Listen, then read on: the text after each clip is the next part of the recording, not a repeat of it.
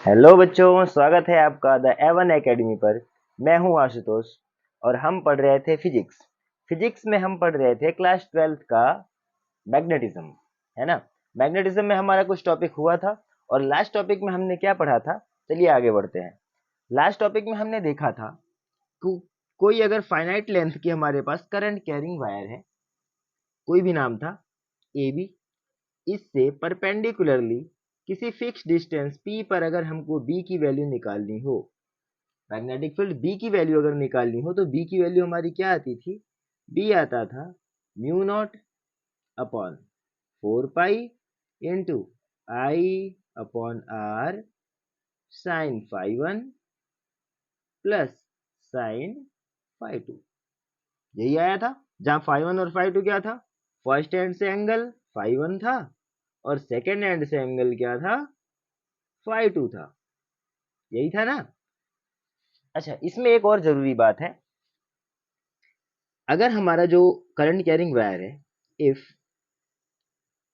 Wire is of infinite length, अगर infinite length का हो, उस कंडीशन में क्या होगा, phi one is equal to हो जाएगा किसके, फाई टू के, और दोनों ही हो जाएंगे कितना, 90 डिग्री के। अब अगर यहाँ 90 डिग्री रखते हैं, साइन फाई वन और साइन फाई टू की दोनों की value, d is equal to क्या हो मिलेगा हमको, mu not upon 4 pi into I upon R sine 90 degree plus sine 90 degree. Sine 90 कितना होता है, 1, साइन 90 1 प्लस 1 कितना हो जाएगा, 2। तो mu not upon 4 pi into I upon R into 2, 2 two ज़ा 4, मिला हमको क्या, mu not I upon 2 pi R. ये हो गई बी की वैल्यू, एक इनफाइनाइट लेंथ के किसी फिक्स डिस्टेंस आर पर बी की वैल्यू, ये बहुत जरूरी है, ठीक है। इसे आप नोट कर सकते हैं। आगे जब हम पढ़ेंगे ना एम्पियर सर्कुलर लॉ, उसमें इसकी जरूरत पड़ने वाली है। ध्यान दीजिएगा, मैं बताऊंगा फिर कि ये हम कहाँ देखे थे। ओके, तो आप इसको नोट कर लीजिए। कब, अगर हमारा वायर कितना हो, अनंत लंबाई का हो, इनफाइनाइट लेंथ का हो, तब जो हमें बी की वैल्यू मिलती है वो क्या आता है, mu not I upon 2 pi R. ठीक है, इसे आप नोट कर सकते हैं। चलिए अच्छा, आगे बढ़ते हैं। अगला जो टॉपिक हमारा है, जैसे हमने इसमें पढ़ लिया बायो सेवर्ट लॉ का एप्लीकेशन में, फर्स्ट टॉपिक था हमारा किसी स्ट्रेट लेंथ के वायर के लिए, करंट कैरिंग वायर के लिए मैग्नेटिक फील्ड कितना होगा। अब हम क्या पढ़ेंगे, सेकंड आता है हमारा पॉइंट, हेडिंग बना लीजिए, सेकंड पॉइंट, नोट्स बनाना चालू। जी हाँ, सेकंड पॉइंट आता है हमारा magnetic field, magnetic field along the axis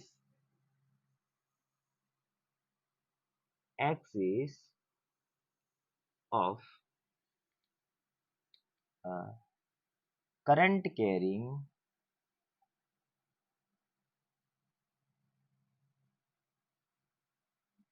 circular loop, और कॉइल कहते हैं, सर्कुलर कॉइल, हिंदी में कहते हैं वृत्ताकार, वृत्ताकार,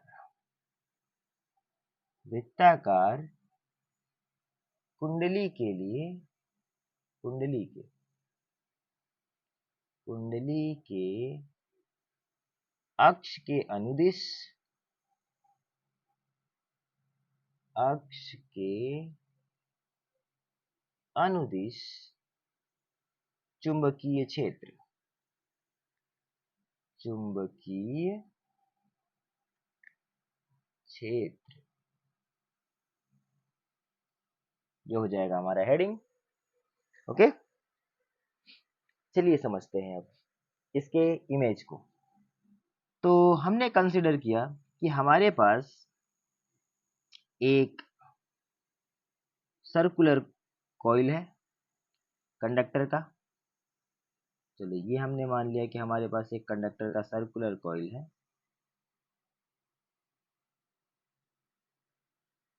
जिसका सेंटर कितना है, O है, और इसकी रेडियस हमने मान लिया सेंटर O है और रेडियस हमने मान लिया कितना है, A है।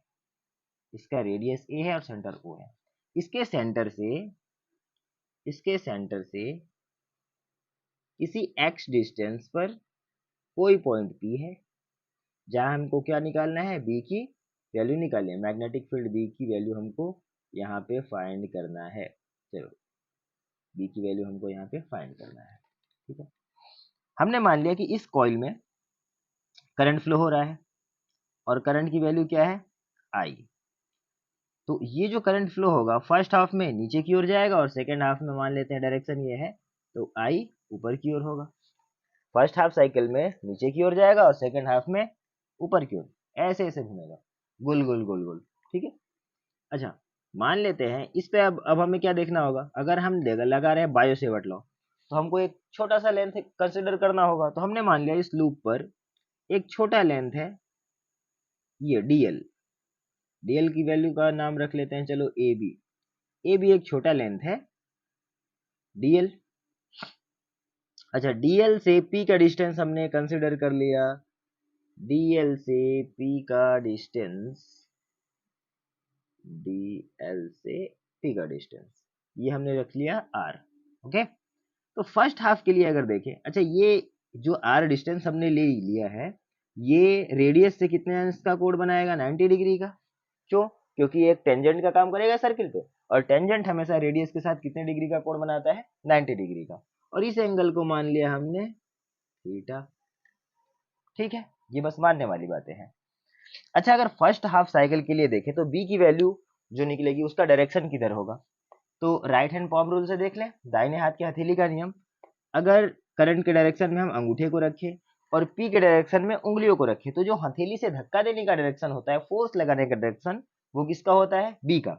अब ऐसे रख के देखते हैं, देखो आई का डायरेक्शन ऊपर की ओर, पी का डायरेक्शन उंगलियों की ओर। अब हथेली से धक्का लगाने की ओर यानी अंदर की ओर जो बी का डायरेक्शन होगा इसके अकॉर्डिंग वो कहाँ होगा, अंदर की ओर, यानी यहाँ पे जो बी की वैल्यू होगी अंदर की ओर होगी। तो जो छोटा सा बी आएगा हमारा डीबी, डीएल की वजह से उसका डायरेक्शन अंदर की ओर। अब इसकी वजह से इसके दो कंपोनेंट टूटेंगे, एक तो पॉजिटिव वाई में और दूसरा पॉजिटिव एक्स में। और सिमिलरिटी से देखेंगे तो थीटा ये भी आएगा। अगर ये थीटा आता है तो फर्स्ट वाला कंपोनेंट क्या बनेगा, डी बी कॉस थीटा, और सेकंड क्या बनेगा, D B sine theta, okay. चलो फर्स्ट हाफ साइकिल के लिए देख लिया, अब सेकंड हाफ के लिए भी देख लें। सेकंड हाफ के लिए हमने कंसीडर कर लिया कि कोई डीएल लेंथ है सेम कॉइल पर, एक ही पर, जिसका नाम हमने रख लिया सी डी, और वहां से ये भी डिस्टेंस तो वही रहेगा, रेडियस का ए ही रहेगा। और यहाँ से किसी भी एक फिक्स पॉइंट से अगर हम टेंजेंट ड्रॉ करते हैं किसी भी सर्कल पर तो दोनों की लेंथ बराबर होती है। ये मैथ में आपको बताया गया होगा, है ना। तो आर ये है तो आर ये भी हो जाएगा आर डिस्टेंस पे, ओके। चलिए आगे बढ़ते हैं, और ये भी 90 डिग्री का कोण बनाएगा। अच्छा इसके अकॉर्डिंग जब हम देते हैं ये भी एंगल थीटा ही आएगा। तो अब देखो फर्स्ट हाफ साइकिल के लिए कहाँ था, ऊपर की तरफ आई था और बी का पी का डायरेक्शन इधर था तो बी कहाँ था, अंदर था। अब सेकंड हाफ में आई का डायरेक्शन चेंज हुआ, जब आई का डायरेक्शन चेंज होगा पी वही रहेगा, इसका मतलब बी का डायरेक्शन चेंज हो जाएगा। जो अंदर था वो किधर को आ जाएगा, अब बाहर की ओर। अब मान लेते हैं सेकंड हाफ साइकिल के लिए डी बी कहाँ आ गया, बाहर की ओर। अब इसके भी दो कंपोनेंट टूटेंगे क्योंकि वेक्टर क्वांटिटी है।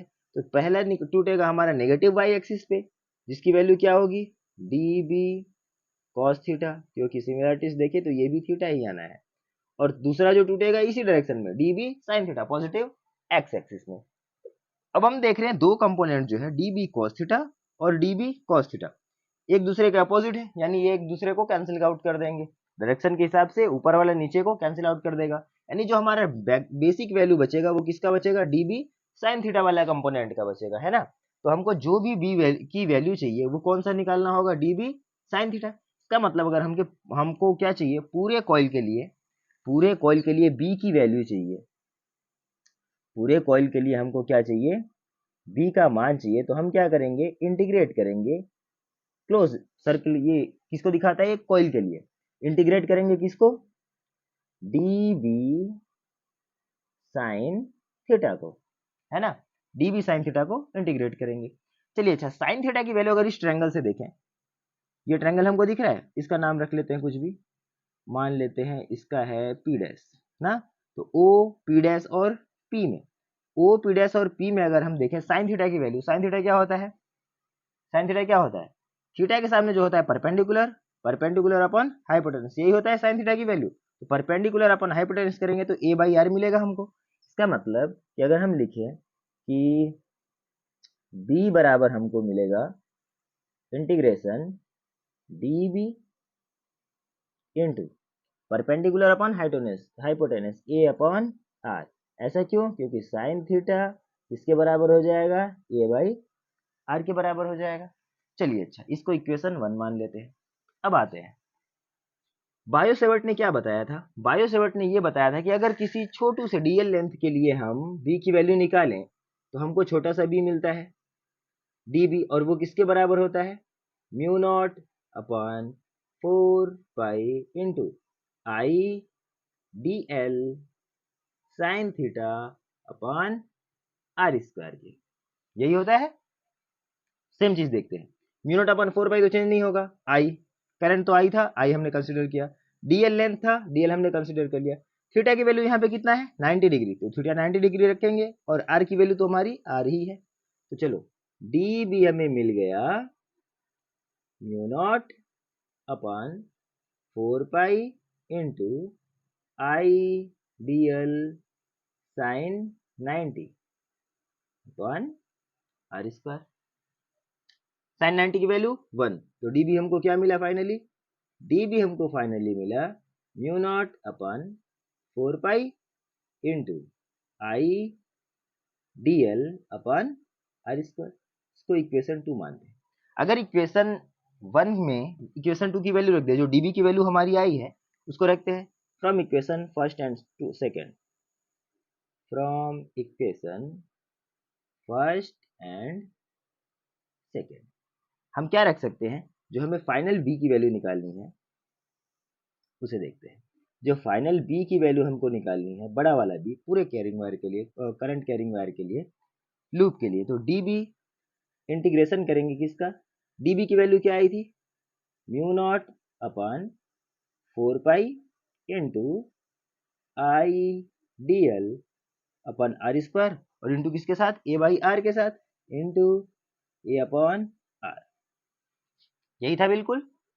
चलिए जो कांस्टेंट है वो बाहर आ जाएगा इंटीग्रेशन के, क्या क्या बाहर आएगा, म्यू नॉट कांस्टेंट, ऊपर से आई कांस्टेंट और A constant upon 4 pi R square into R, कितना हो जाएगा R cube, integration close loop के लिए किसका बचा, सिर्फ डीएल, है ना। अब देखो डीएल डीएल डीएल इंटीग्रेट करें, DL DL DL DL DL DL DL, क्या मिलेगा, एक पूरा का पूरा सर्कल, सर्कल मिलेगा पूरा। अच्छा, वृत्त की परिधि कितनी होती है, वृत्त की परिधि होती है 2 पाई आर, इसका मतलब डीएल की वैल्यू कितनी आनी है, 2 पाई आर, आर की जगह क्या है, जो हमारा रेडियस है वो ए, इसका मतलब हमारा आएगा mu not upon 4 pi into I into A upon R cube into इसकी वैल्यू आ गई 2 पाई ए, आ गया। क्या क्या कैंसिल होगा, पाई से पाई कैंसिल, 2 टू ज़ा 4, 2 कैंसिल। अब देखो क्या मिलता है, mu not upon 2 R cube हो जाएगा, 2 R cube into I A का स्क्वायर, ए इंटू ए क्या हो जाएगा, आई इंटू ए का स्क्वायर हो जाएगा, और ये मिलता है हमको फाइनल बी की वैल्यू, ये मिल जाता है हमको फाइनल बी की वैल्यू, देखा। अच्छा, अगर मान लेते हैं हमारे लूप में फेरों की संख्या, नंबर ऑफ टर्न्स कितने हो, एन हो, तो टोटल आई की वैल्यू क्या हो जाएगी, एन इंटू आई। अगर नंबर ऑफ टर्न्स हम कितना मान लें, if number of turns in the coil is n, then जो आई नेट होता है वो किसके बराबर हो जाएगा, n इंटू आई के बराबर। अब जहां आई है वहां n इंटू आई रखते हैं, तो b इज इक्वल टू हमको मिलता है mu not upon 2r³ into capital N I A square. ये मिल जाता है हमको b की वैल्यू। समझ गए? ये मिलती है हमको b की वैल्यू। अच्छा, अब r की वैल्यू हम किसके टर्म में रखें, x के टर्म में रखें, है ना, क्योंकि हमको सेंटर से इसका डिस्टेंस अगर दिया हो, r की वैल्यू अगर x के टर्म में रखें तो हम क्या रख सकते हैं। अच्छा, इस राइट एंगल ट्रायंगल में जो देख रहे हैं हम कौन कौन सा, o, p डैश और p में हम देखेंगे अगर हमको वैल्यू किसकी रखनी है, r की वैल्यू a और x के टर्म में। r हमारा हाइपोटेनस हो गया, a परपेंडिकुलर और x हो क्या हो गया, बेस। अच्छा, जब r स्क्वायर की वैल्यू हम निकालेंगे तो हम क्या लिख सकते हैं, यहां से देख लेते हैं, थोड़ा सा आएगा ज्यादा नहीं। हम लिख सकते हैं r square is equal to a square plus x square, यानी r की वैल्यू क्या हो जाएगी, रूट ओवर, या रूट ओवर ना लिख के हम लिखते हैं a square plus X square के पावर 1/2। हमको वैल्यू क्या रखना है वहां, r³ की, तो r³ की वैल्यू जब हम रखेंगे, r³ की वैल्यू हमें मिलेगी a square plus X square के पावर 3/2। अब हमारा जो b का वैल्यू निकल के आता है फाइनल, वो b की वैल्यू हमको मिलेगी क्या, म्यू नॉट अपॉन 2, r³ की जगह क्या हो जाएगा, a square plus X square के पावर 3/2 इंटू ऊपर क्या था हमारा, n आई ए स्क्वायर। ये हो जाती है हमारी फाइनल वैल्यू किसी करंट कैरिंग सर्कुलर लूप के एक्सियल अलोंग। अक्षीय स्थिति में जो हम b की वैल्यू निकालते हैं वो क्या आता है हमारा, म्यू नॉट इंटू एन आई ए स्क्वायर अपॉन 2 अंडर रूट ए स्क्वायर प्लस एक्स स्क्वायर का क्यूब। ओके, तो इसके बारे में हम जानेंगे अपने नेक्स्ट वीडियो में। अच्छा, थर्ड पॉइंट जो आता है हमारा वो हम नेक्स्ट वीडियो में जरूर बताएंगे आपको। तब तक के लिए थैंक यू।